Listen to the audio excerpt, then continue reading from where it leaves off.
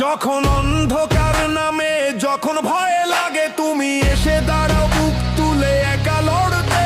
তোমার কণ্ঠে ওঠে জনতার সুর, তোমার চোখে জ্বলে স্বাধীনতার আগুন পুরোপুরি।